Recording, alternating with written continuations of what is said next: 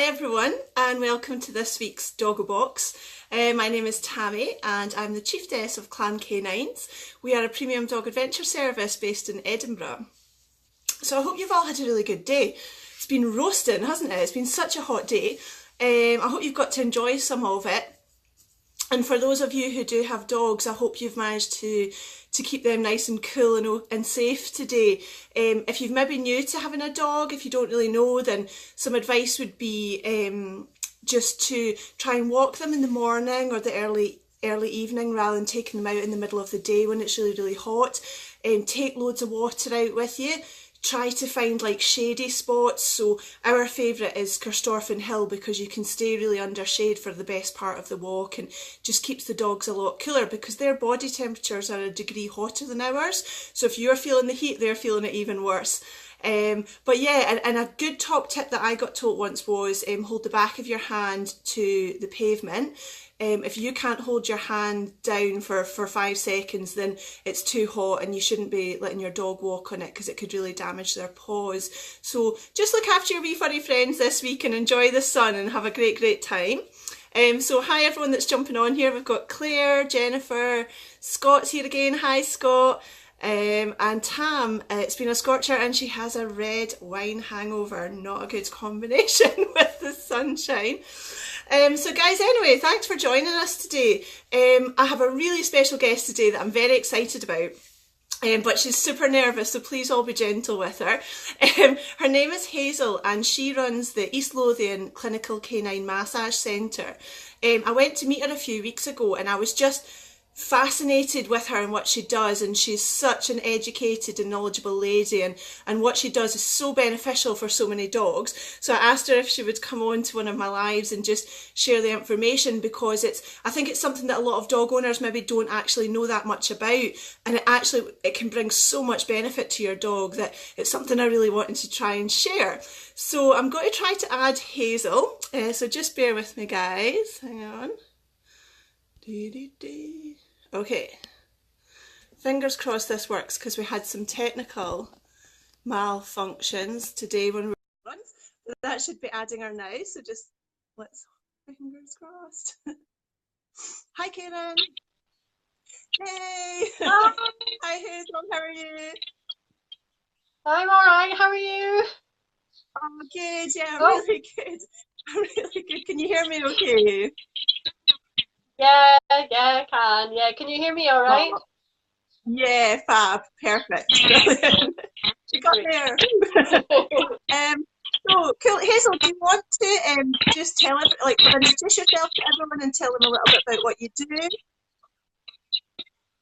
Yeah, sure. So I'm Hazel. I'm a clinical canine massage therapist. I live in Haddington. I live with my partner Mike, who saved the day with this video today, and my 2 dogs, Bailey and Meg. So Bailey's a German Shepherd. He's 9 months old, and he has spondylosis in his spine, which kind of got me into researching all this in the first place. And Meg is a 2-year-old Springer Spaniel, and she's absolutely crazy. So both of them benefit really well from the massage. So what is canine massage? What is it? Sorry? Sorry, what is canine massage? Sorry, hold on a second. I'm just going to see if I can change. No, that's okay. You're just breaking up a little bit. Yeah. Oh, sorry, guys. Can everyone else hear okay? I'll just, you know what? So, sorry, you were asking? No. Cool. If you can hear me, what is canine massage? What's it all about? All right, okay. So if anyone can't hear me or I'm breaking up, just shout and I'll start again. So it's a non-invasive therapy used to rehabilitate soft tissue injuries and support orthopedic conditions like arthritis or hip dysplasia. And it's used in a massive range of dogs, including senior dogs, aging dogs, agility or sporting dogs, and also young and active dogs as well. It fits the bill for quite a few different types of dogs. Any dog can do it. And we say the therapy will achieve results within 1 to 3 sessions. That's So fantastic. clinical canine massage it's a scientific complementary therapy that works alongside your vet, giving better relief, possibly reduced and resolved lameness, and a reduced need for drugs. Oh, fantastic. And so how does it sort of benefit the dogs then? Obviously you say it kind of works pretty quickly, 1 to 3 sessions, which is great. How else does it sort of help the dog? Okay, so well, dogs are really good at hiding their pain. So instead of looking for, um, so instead we tend to look for clinical signs of pain that could be subtle. Mm-hmm. We call these the 5 pillars of pain. Mm-hmm. And these are some things that the owners who are listening just now could look out for at home. These 5 are gait, posture, your activities of daily living, behaviour and performance. I'll go Mm-hmm. into that a little bit more. Yeah. Your gait is the way you're moving. So, for example, the dog could be limping, or they could be scuffing their paws along the ground, or they could be swinging out their hip, in which case they may be swinging their leg if they're rotating their hip. Mm-hmm. Posture, if you're looking at the posture of a dog, they could have a roached back, Mm-hmm. or they could have a sway back, which instead of the flat back they should Uh-huh. have. They could have idiopathic tremors, which is sort of unknown shaking. Right. Your activities Would of that be in their legs? sorry.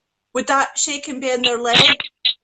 Yeah, it could be shaking the legs. It could be the whole body shaking. It could be a range. Yeah, could be anything, or their head, or yeah. But Yeah. mainly, you see it in their limbs. Yeah. Uh-huh. Um. So the other thing is the activities of daily living. What we class that as is if they're struggling to get up and down the stairs, possibly, or they can't get in and out of the car, and struggle to lie down, or just general reluctance to go on a walk, or slowing down on a walk, maybe not being able to do as far and as long as they used to do. Mm-hmm. So that's something to look out for as well. Yeah. And it's because what you say is true that dogs are so good at hiding their pain, aren't they? So it's like, that they will pretend that everything's okay. So I'm not sure if there's a sound issue actually. Guys, can What? everyone hear us okay? Sounds like birds tweeting in the back. That probably is me. I've got my window open. Hold on, I'll shut my window.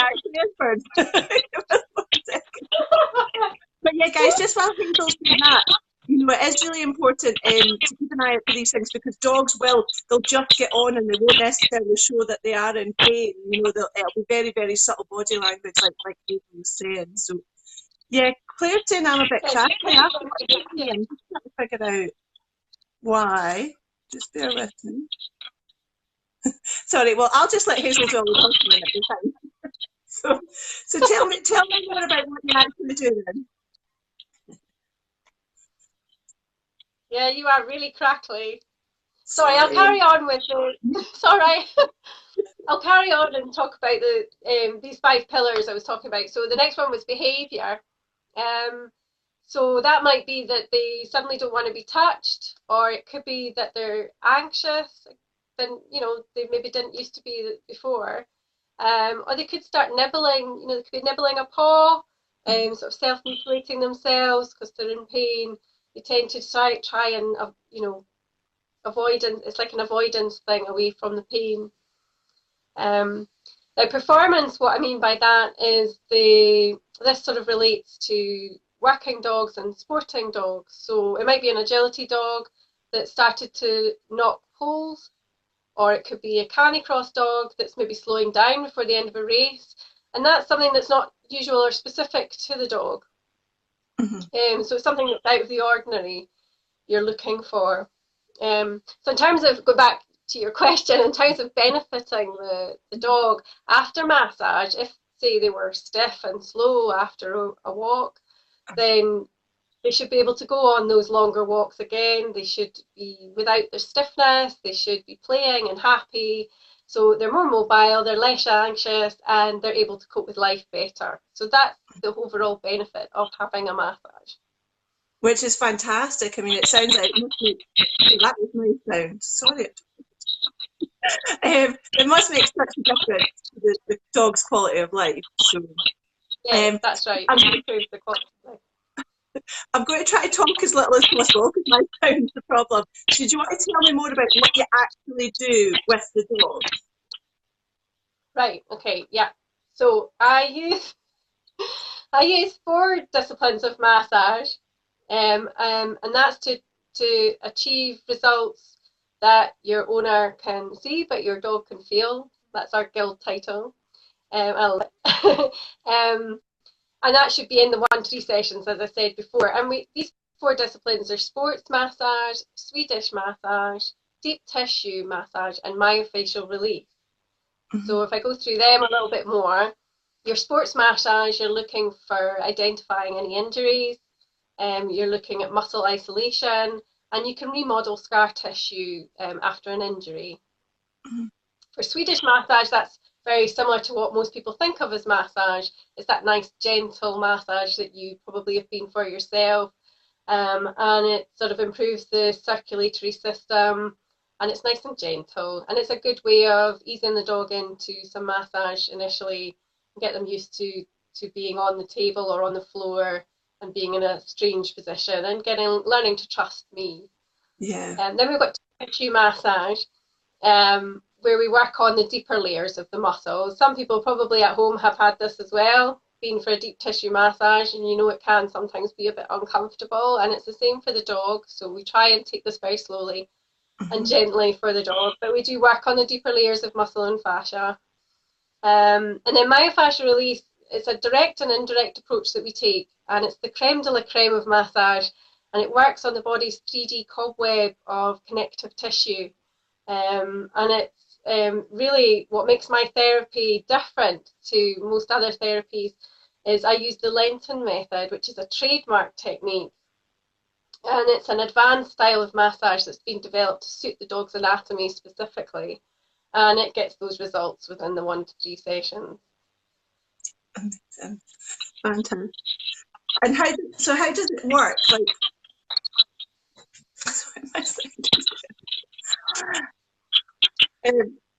so sorry. I got to it. Yeah. Sorry. I don't know why my sound is so bad. Hazel, how would people get an appointment with you? Can you hear that? Okay.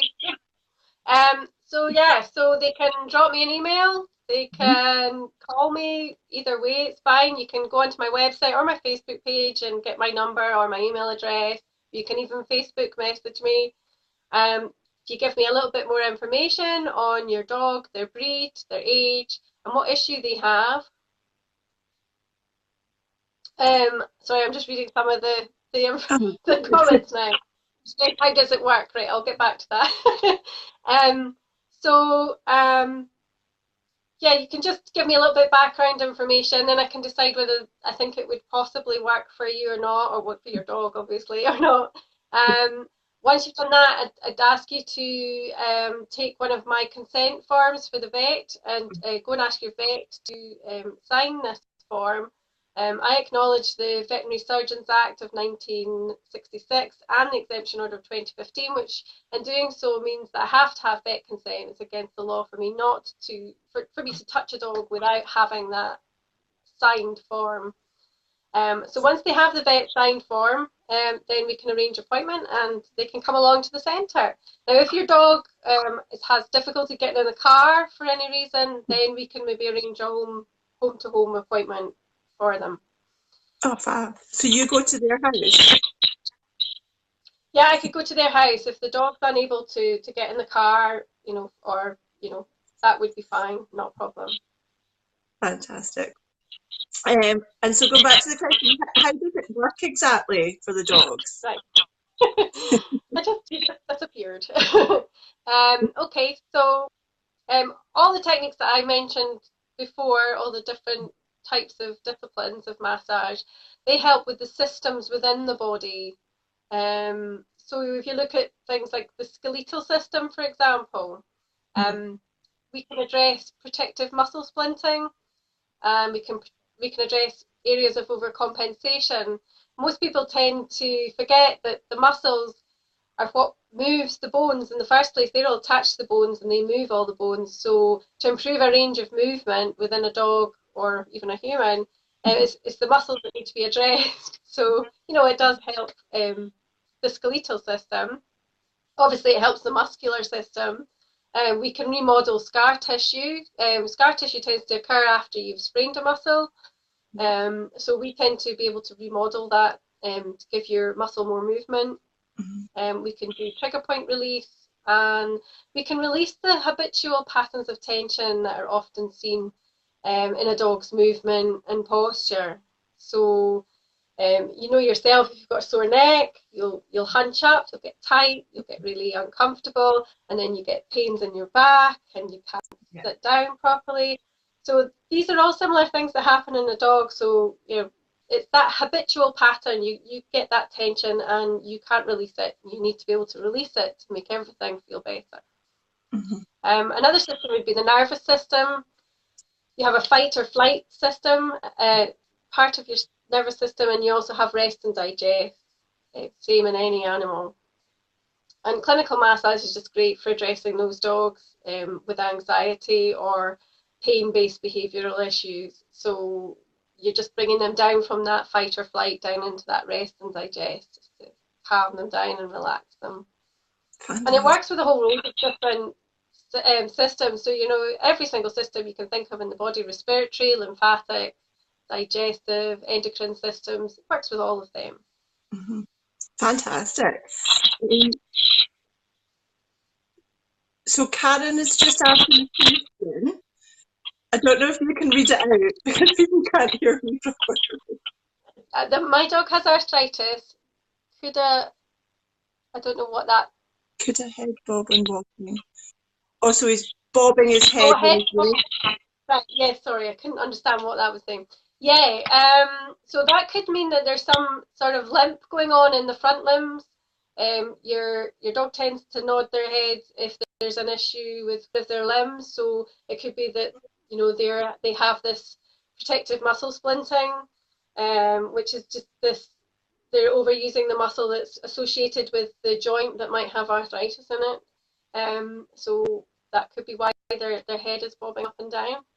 So it could possibly be something to do with that. Yeah, he limps too. Okay, so yes, so that's possibly what the reason is for the head bobbing. So he would definitely benefit. Fantastic. And talk to me about your qualifications. How do you qualify to be a clinical canine therapist? Okay, so disappeared again, but I got the gist. Hold on a second.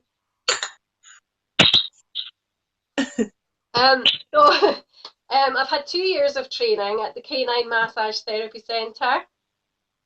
You can have a look at that online. That's caninemmassage.co.uk. That's with Natalie Lenton, who developed the Lenton method, which is trademarked. It consists of in-depth anatomy and physiology for a full year of just theory, and then we move on to a year of intensive practical days. We do 12 intensive practical days over a year. And during that time we also have 10 case study externships within those different days. So we have to do these 3 sessions with all 10 dogs. So we have all these case studies to go through. We have industry site experience, off-site experience at greyhound kennels. So greyhound rescue kennels, you get to look at a lot of injuries, and greyhounds are fantastic for learning on because you can really see their muscles are very defined. So, and it's a joy to be with them. They're just such lovely dogs. Yeah. Following on from that, we do have a practical assessment, and it's got to be 100% pass rate. You have a written exam. So totaling all, it's about 800 hours of study Wow. and all accredited externally by Lantra. So some pretty intense learning to be able to do what you do. Yeah, yeah, it's very intensive, but it's really, really rewarding. It's fantastic. It's also allowed me to become a member of the Canine Massage Guild. It's a group of about 100 qualified members across the UK, all studied at the Canine Massage Therapy Centre. And it's great. You can share your experiences. If there's something that you come across that's unusual, someone else might have come across that. We attend big events together. We were at Crufts this year. And we were also at Dog Fest, which I wasn't there. I was too far down south, but lots of people were there, and they saw Noel Fitzpatrick as well. I've got some photos of them with them. But it's all just a way of promoting what clinical canine massage is about, and it's just such a lovely thing to have such a big group of like-minded people. Yeah, that must be great. There's some questions here that we can answer. Okay. How can I find someone local to me that's qualified? You can go on, there's a Canine Massage Guild website. I can put that on afterwards for you. You can go on to the map there, and there's a map of the UK, so you can go and find your nearest therapist. So if you're in Edinburgh, then you probably, it's either myself or Janice at Happy Hounds. She's in Portobello. You've also got Katrina Dixon, who's in Stirling, and Kirsty, who's, I think, you'll have to look on the map, but she's somewhere near Glasgow.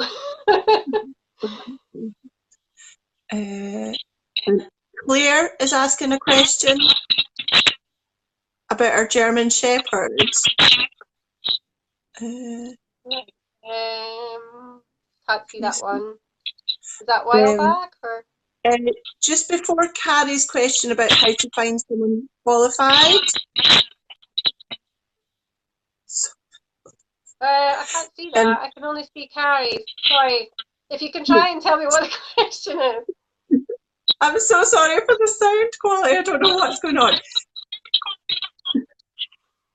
Claire says her German Shepherd is undergoing hydrotherapy for hip dysplasia.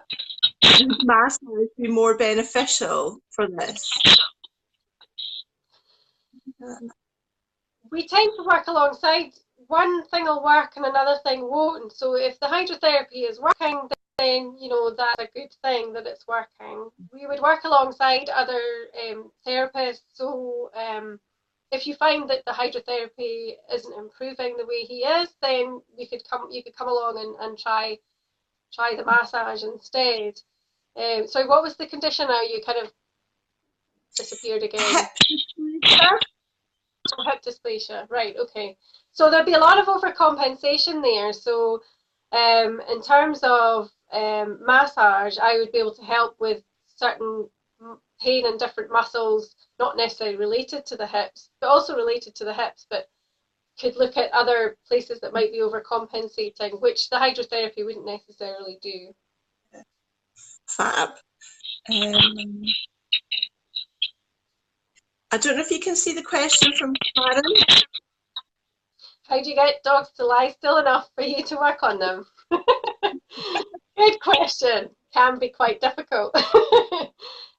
Some dogs just really go into it, no problem, and absolutely love it. Others that's why we say the 1 to 3 sessions to see if we are actually getting anywhere with either resolving or reducing an injury or a condition, an injury or some sort of pain, weakness that might be there.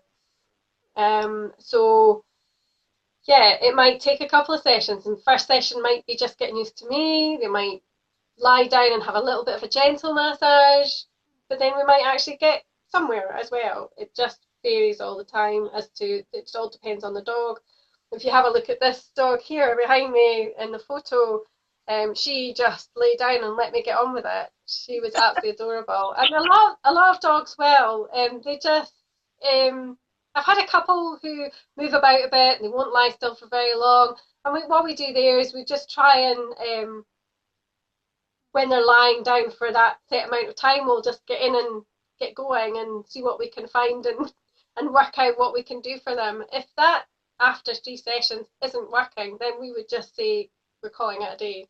But it's always worth, it's always worth a go. And most dogs do understand, they begin to learn and understand what we're doing for them, and we try and communicate with them through our hands, and just to try and get them to be settled and calm. We have to be calm, and the owner has to be calm, and that all helps. Fantastic. Has anyone else got some questions for Hazel?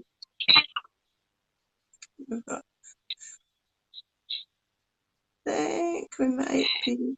Anything else that you want to talk about or touch on at all, Hazel? The only thing I could say is, if you think you have a dog that has an issue, if one of your dogs you feel might benefit, just get in touch with me and we can have a chat. There's no, not going to force you to come and see me. Just come and have a chat. You can contact me on Messenger. As I say, I've got a Facebook page, or you can drop me an email or phone or whatever. We could just chat and see what the issues are and whether I think I can help or not. Don't be afraid to contact me. And also, just the other thing to mention is I'm at the Haddington Show this Saturday, so Saturday 30th of June.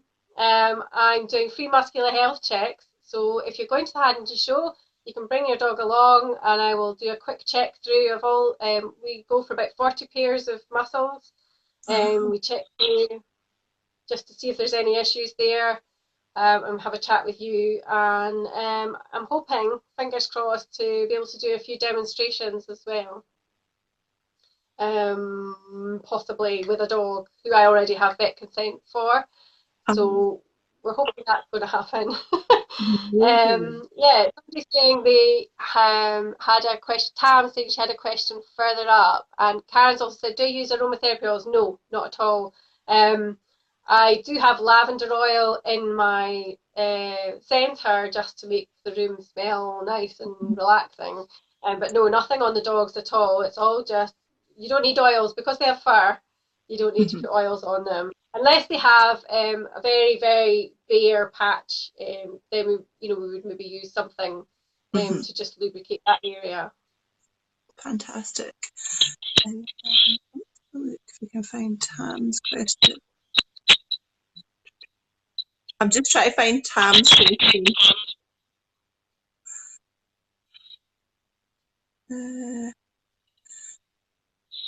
Every time you move, Tammie, you'll just have to stay still. I'm just like, I've never had this before. I don't know why it's doing it. I must be jinxing you. Spent all afternoon trying to get this to work. I have a really bad success rate with people all the day. I think Tam's question, and I'm going to read it out and it's going to be hard to hear it, but she has an 8-year-old ex-agility collie who has mild HD and arthritis in her feet. Would the therapy mild HD? Hip dysplasia? Hip dysplasia, yeah. And arthritis in her hocks. Her hocks. All right, okay. Would therapy benefit her, do you think? So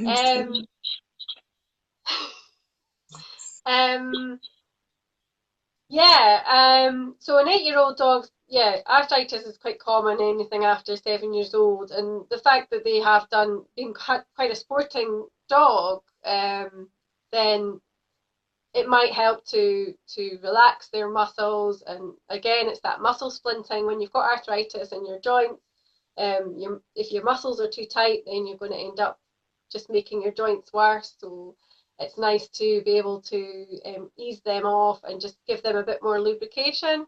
Hi, Sue. Somebody's just joined when we were about to finish.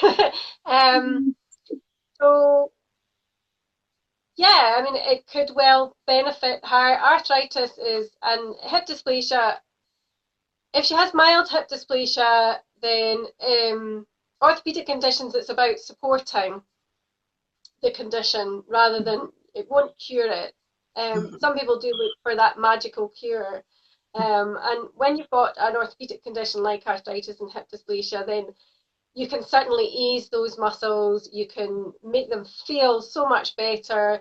If they're starting to slow down and really struggling to move about, as I said before, maybe struggling to get in and out the car, now she's got this arthritis in her back legs, then, you know, that can really, really help just ease everything off and help her to continue life on for a lot longer than she would without.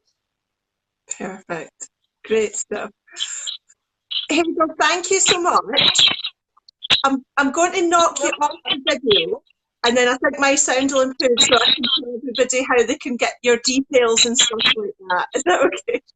You can hear. Perfect. Thank you very much for having me on. It's been everyone else stay for a minute. Hang on. Thank you. Bye.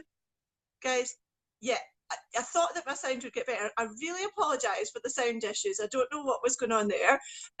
Definitely something to do with my technology. Guys, please will you just put some hearts and some thumbs up for Hazel, because she was absolutely fantastic. I didn't want to have to just knock her off at the end there, but I wanted to be able to say this, and the sound wasn't really working with us both on. What I'll get Hazel to do is in the comments, I'll get her to put a link to her Facebook page and her website. So if anybody is interested, they can check that out. She's based in Haddington, which is East Lothian. And she is absolutely fantastic at what she does. And I know when I went to meet her, you know, it really transforms the lives of some dogs who get this. So it's a fantastic therapy. And she, you know, I know she was dead nervous for coming on, Hazel. So thank you so much for coming on.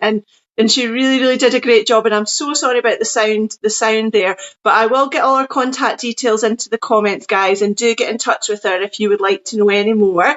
And that's it, guys. Next week, I'm hopefully not going to have the same sound issues.